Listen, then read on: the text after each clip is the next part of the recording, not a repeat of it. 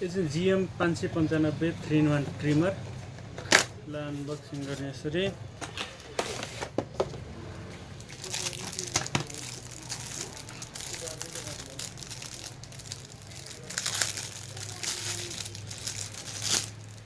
हुन्छ। यसको माथिको क्याप हुन्छ, यो क्याप खोलेपछि यसलाई यसरी घुमाएर निकाल्न मिल्छ।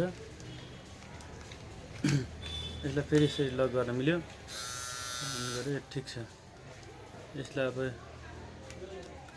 फेरि यसरी घुमाएर निकाल्न मिल्छ।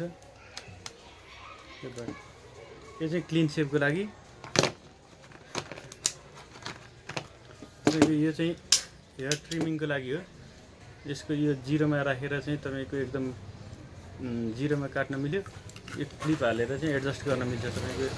यसलाई हालेर यसरी तलमाथि सारेर जुनसुकै साइजमा पनि काट्न मिल्यो।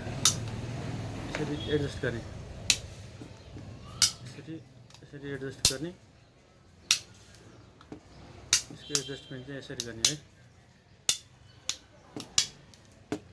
यो दाढी काट्ने क्लिन सेपमा दाढी काट्नलाई चाहिँ यो निकाल्ने, निकालेर यसले सफ्टली यसरी क्लिन सेप गर्ने। यसले जिरोमा दाढी काट्ने, अनि त्यसपछि यो क्लोज भयो। यसलाई निकालेर फेरि यो हाल्ने। यो हालेपछि यसरी सफ्ट काट्दाखेरि क्लिन सेप हुन्छ। अनि यो यसपछि यो सेभ गरिसकेपछि यहाँ दुईवटा योतिर थिच्ने ठाउँ हुन्छ। यसलाई थिचेर यसरी निकालेपछि यसलाई सफा गर्ने, सफा गर्न अथवा यो टाउको मात्रै निकालेर पखाल्न पनि मिल्छ।